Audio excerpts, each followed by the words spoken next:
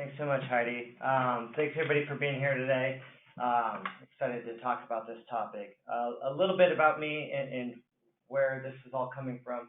My name is Trent Bryson. I represent a employee benefits and insurance brokerage on the West Coast. We're a boutique firm that focuses primarily on M&A work. So in the last year, we've done about 55 different acquisitions where we supported either a strategic buyer or a private equity buyer in terms of buying either a platform company or an add-on company. Some of those have been large billion-dollar deals. Some of those have been smaller 2-3 person deals. And so in that, what we've learned is kind of a lot of successes and failures and kind of across the board in terms of what happens. And so for today, I wanted to talk a little bit about one, if you're selling, and then on the other side, if you're buying, and what those things to look for. And I think what's unique is 10 years ago, nobody heard of private equity. Selling a company, you would either go sell to a family member, you would sell to your management team, or you would go find your largest competitor. And now this whole new wave of people that have come in has done a few things. One, it's driven a lot of capital. And then when that capital has come into the marketplace, it's changed the way that companies are valued. Now they're looking at companies as a rate of return rather than only a strategic buy or something that's been done so often. The other thing that it's done is it's brought in analytics, and it's brought in the idea of how can we make something better. And so really when you think about what you're going to sell your company for, let's just use a typical number right now of 7 to 10 times EBITDA. You're really thinking of, okay, that's a lot of money, and maybe it's something that's changed the way that you live. But when they're looking at it, or when a smart strategic partner is looking at it, it's 7 to 10 times, but they're usually thinking there's a 2 times in there that's some sort of efficiency or a way that the business isn't being run, what we'll call efficient enough. And so we'll start with that.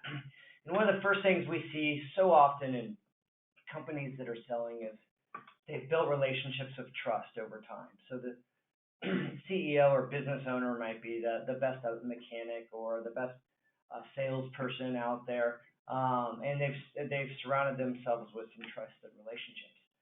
While they may be trusted relationships, they're not always the most efficient relationships. So I call it the law of inefficient relationships, which is as you're going to sell, you're going to get a multiple on your profit. And if you think about that, while you've probably been playing golf with your insurance agent or your accountant for the last 20 years and you don't want to upset them, this is that time for you to realize value that you'll never realize again.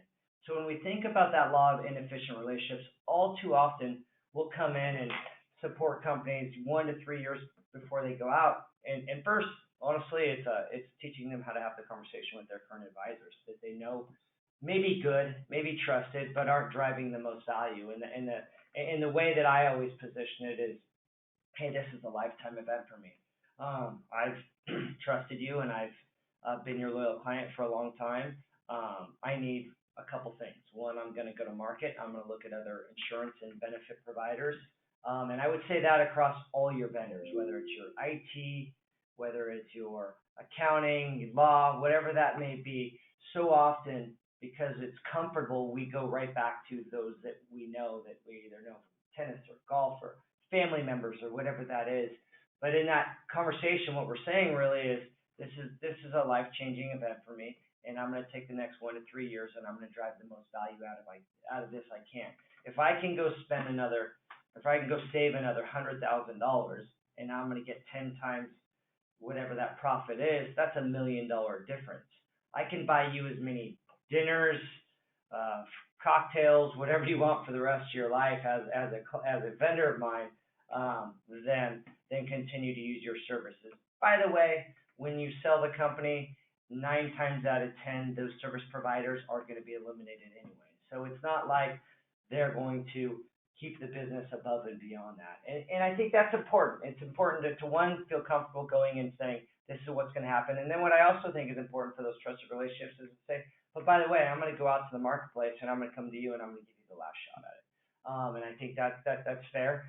And then that allows them that opportunity to have that last shot at it. And then two, it allows you the comfort to go out and get the best value you can. And like I said, it's not just your insurance products, it's your IT services, it's your legal services, it's your accounting services, everything across the board. Those are the things that you need to start to look at, because once you start to look at all those in aggregate, it can be a huge number.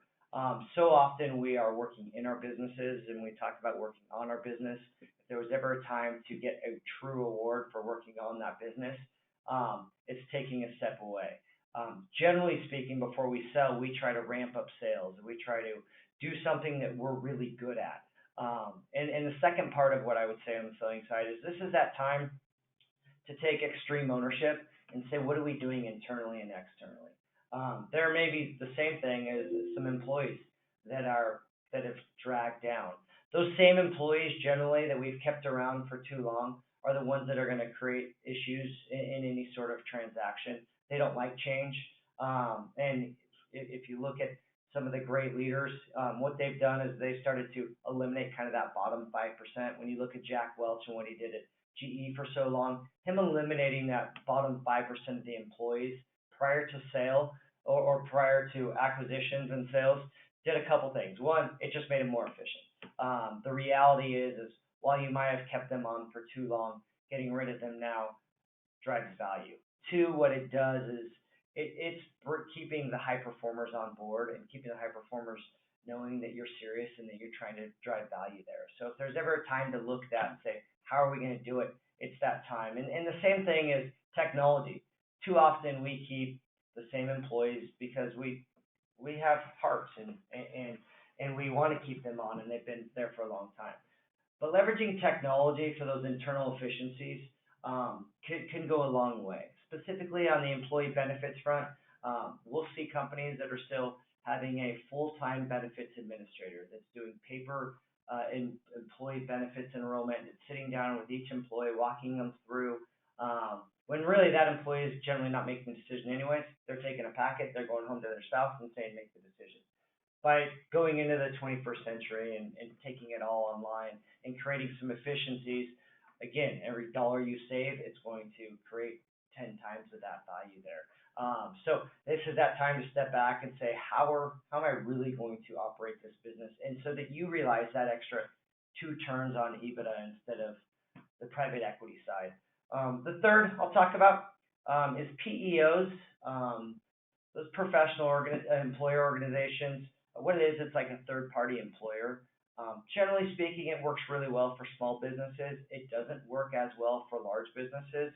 So for those companies that have said, hey, I really like doing what I do, I don't want to deal with the HR, I don't want to deal with the payroll, I don't want to deal with some of those things, they've been using the Insperities and the Trinets and those of the world. While they have value in terms of what you're doing, if you're going into a sale and you start to look at what that costs a month, generally those PEOs are costing somewhere between $100 to $200 per employee per month.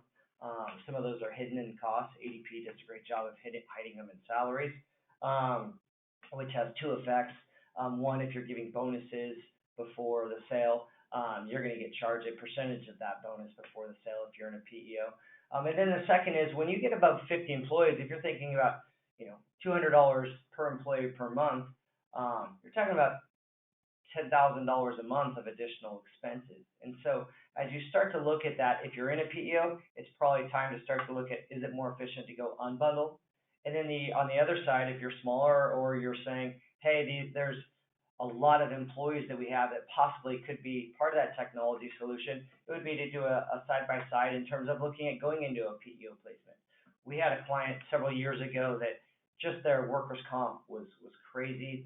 So their EMR or their mod, they were paying about double the rates just because they had a string of bad luck. What we were able to do was go find a way to put them into the PEO. With that PEO, it kind of restarted their EMR or their mod factor. And so they were able to save about $1 million. That $1 million, they sold that company in about 3 years, and so that's a $7 million difference between what that was. So there are times where PEOs make perfect sense, and they can leverage. So if you have high workers' comp, not the greatest safety records, it's going to be hard to find you a PEO, but there are some obvious opportunities there that we can support too. in terms of placing you in one. And that's doing a search. And rather than going direct to each of the different ones, there are agencies similar to ours that will actually market all of them. So often you have the TriNet person calling on you, you have the ADP person calling on you, you have the Paychex person calling on you, and it's hard to make sense of it all. Now the insurance brokerages are starting to do PEO placement. So that becomes a really important way to look at it as well. The last part on the selling first is deciding on escrow or rep and warranty. Is looking at that money and how much you want to have on hand. So often when the buyer is buying you, there's money that they want to hold back. Two options would be the keeping it in escrow, which was the traditional market, and now the insurance marketplace has come up with rep and warranty insurance, and specifically on smaller deals as well. So that rather than having money sit there for 2-3 years at risk, maybe 5 years at risk, you could buy rep and warranty insurance, give that buyer the assurances that what's been made, whether it's intentional or not, is going to be there, and then you get the full money at close. And that becomes really important, as much as I've seen so many deals go sideways for the wrong reasons, and it may not be neglect, it may be something that came up that just they didn't know, or a record keeping, a bookkeeping error, that sort of thing. So that rep and warranty insurance is becoming a bigger and bigger deal of giving that seller the full idea or the full value of what they are. And part of that is also understand, do you want cash or do you want stock in the new company? I'd be very hesitant right now. The last 10 years, the market has gone almost completely up, with the exception of the last 6 months. So it's very easy for companies, specifically public companies, or those that are planning on going public, to say, hey, we want you to roll as much in stock as possible. By the way, the last people that did this made X amount or Y amount. The last 10 years has been really successful, specifically in the M&A market. And so, just the past is not indicative of the future. And it's something to really think about before you go and you leverage your whole life's work into a big stock deal, and then something happens. Perhaps if they're spending all their money on buying companies, are they really spending that same money like you would have running your company in the best, most efficient, hiring the best employees and that sort of thing? So I would start to think about what the philosophy of it is going forward as well. Now we're going to get to the buying side, and I know I'm going fast, but I generally know I'm dealing with CEOs that have shorter attention spans. And so one of the first things that we look at from the buying side is as you're going to buy a company, just think about change management and how hard that is for people. Generally speaking, HR, CFOs, they're not those that are accustomed to change. The salespeople are accustomed to change. Possibly some of the service reps are accustomed to change in different programs. But generally, the people that you're dealing with on the acquisition, on the front end, are going to be CFOs or controllers. If there's not even a CFO or somebody that's called a CFO that's a controller, and HR. And so what becomes really important is, how do we take this change management and make it as efficient as possible? And rather than waiting until the deal is done, in the due diligence, we have definitely seen the value of doing a benefits comparison and mapping out what the benefits implementation is. Change creates stress in people. One of the biggest things that they stress about is health insurance, 401k. What are all these things doing, and what is it? To go in to purchase a company, and then the first thing that happens is they change their insurance provider. It could be from United Healthcare to Anthem, but they lost their doctor in Anthem. It's something you want to know if it's a key executive, or if their deductibles used to be $1,000 and now they're $2,000 deductible. All of a sudden that employee goes, wait, I thought this was a good deal for us. The ownership's been telling us this is a good deal, and it's not a good deal for us. The benefits, the first thing we're seeing are the benefits, and it's even worse. Or hopefully on the other side, and usually this is the case, that the bigger company has richer benefits at a lower cost.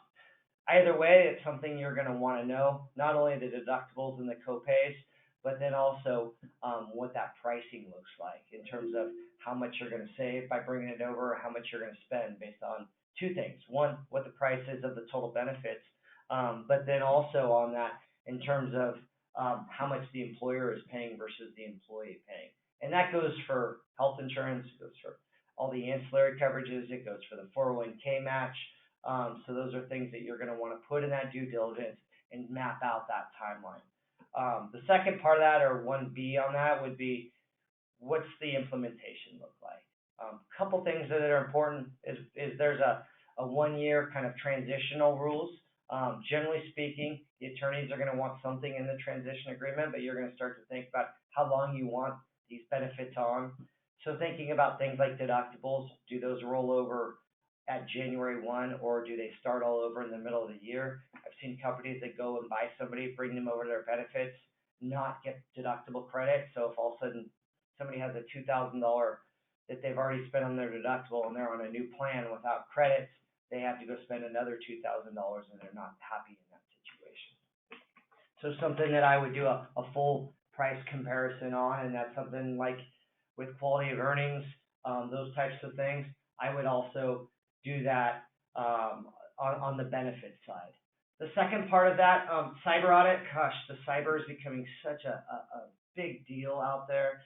You may have your own cyber insurance, your own cyber processes and procedures, and a lot of times companies are buying assets, not the stock, and when they buy assets, they're thinking, okay, I'm not taking on a lot of the liabilities.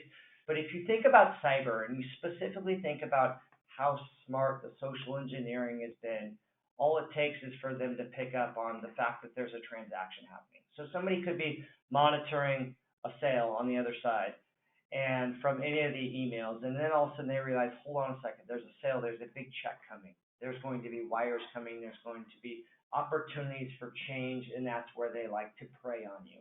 And so I would say that not only knowing what your own cyber risk lies, but what you're buying. A lot of times you'll go in and you'll say, okay, I bought the assets of the company, so I'm not taking on their prior cyber issues. But what if that data is already corrupt? What if somebody already has all that information? They're waiting for the purchase. They're waiting for you to write a big check, and then all of a sudden they come to you and with a ransom. So often cyber is something, because it's not something we thought about 5-10 years ago, but cyber insurance has gone up 400% over the last several years. And so not only doing your own cyber audit and knowing your own processes and systems internally, but going in externally and saying, hey, let's do some basic cyber audit. When was the last time that something happened with this company? Could their data be infringed upon in any way? And by the way, if you're going to implement any of those ERP systems, if you're going to anything that's touching the technology, you don't want to bring that over. Like I said, it could be an asset sale, but you could still be bringing over the bad data there, and that's something that you want to avoid at all costs, because one, you want to make sure your insurance protects that, because a lot of that can be excluded, and then two, you want to make sure that you're not having those issues at all. So that cyber thing is something that we generally didn't think about. It's becoming a bigger deal. Three, the technology platforms, specifically around benefits, 401k, insurances, what technology is in play. Is that old provider, maybe it's the old payroll provider that was running that technology platform. So if you have Paylocity and you're buying a company that had ADP, and you start to cut off that technology on the payroll side, which is generally the first thing that happens because there's a new employee ID number. Well, a lot of times somebody says, okay, we're going to take over the payroll now, but the benefits we're going to bring over later. Well, if the technology platform is on that payroll provider and you terminate that contract, a lot of times they'll shut down that technology platform. So part of this buying, especially if it's your first time buying, is how am I going to integrate all these technology platforms? And with benefits, it can become really important, because if all of a sudden somebody can't access their health card or their 401k plan, they invariably think it's gone, it's been taken, you don't have any benefits at all. So it's something that's small, but something that can come in a big way to affect somebody. And then my fourth and final thing on the buying side is, a lot of times there's a check that's written to the employer, and the employer has the ability to take care of their key employees or not take care of their employees. And that does two things. One, that employee may say, hey, I just got the best bonus I've ever had. I'm out. I'm going to go do something that I've always wanted to do. Or two, the employer does not take care of the employees, and that employee feels wrong. Like, why am I staying on to support their buyout or whatever happened? And in that situation, I think that there's non-qualified deferred comp plans that often get overlooked at. They could be a perfect solution for that second tier. So a lot of time we think about the owner, we think about the employees, we think of the salaries, but how do we keep those key people, whether it's a technology company and you want those software engineers, whether it's the top salesperson that has all the relationships, whether it's a top mechanic that's been creating and innovating, all of those types of things are people that become really, really critical in the success of what you're buying. And so with that, I would say the best part about a non-qualified deferred comp program is you could take those that are the highly compensated employees that didn't get the big check and say, here's going to be how we're going to do that. A lot of times the owner is either staying on a short time or they're gone altogether. And that second row of leadership is such a critical factor to success. We see this more in consulting firms than anything else. Where a consulting firm is humming along, they're doing wonderful, they sell, and because there's no hard assets of the company, it's all based on that revenue that's been generated by those key executives. If those key executives aren't incentivized to stick around with some sort of vesting schedule, and they're not being taken care of in terms of golden handcuffs, then there's a lot of times you're losing out on so much of that revenue that you just purchased and paid a ridiculous multiple for.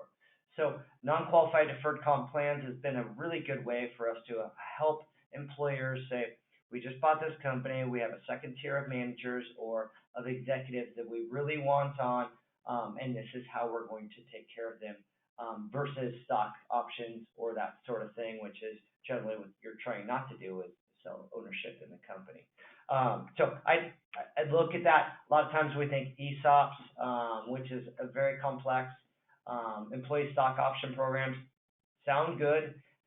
They're probably the lowest way to get value out of your company. So it's a little unique in the fact that the idea of selling to employees is a very attractive thing when we think about it in our heart and our mind. But when we think about our value of what we've worked for, it's generally the least multiple we're going to get. So I think weighing in terms of what we're going to do there is, do we want to buy with cash and not give up stock so that we can continue to keep ownership, or if we're creating that sale, are we going to do it with an ESOP? And that's probably one of the lower ways that we're going to get value out of a company, and it's going to take a long time to do so. So with that, I try to keep it to about 20-25 minutes, give you 8 things about selling and buying, specifically around the benefits. Our firm can help with any of that in addition to on the HR side, but I want to open it up for a couple minutes for any questions.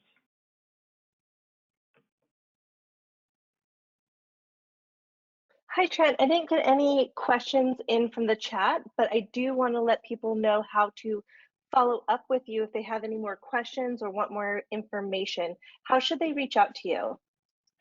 So you can either reach out to myself, Trent at brysonfinancial.com, BRYSON financial.com, or Missy, MISSY at brysonfinancial.com, BRYSON financial.com. Also, if you want kind of those bullet points, happy to send those over as well. Or if you just want to have a conversation. Part of our relationship with CEO coaching is we're here as a value-added resource for you. I'm happy to support you in any way we can, even if it's a second look, if it's keeping your own broker honest, or if you say, hey, we're about to go through this and we need somebody to support us with due diligence when we're about to buy a company, or hey, we're going to sell in the next 3 years. Maybe now is the time that we really look at driving the most value as possible. Our specialty is on the human resources, the insurance, the risk management, and the benefit side.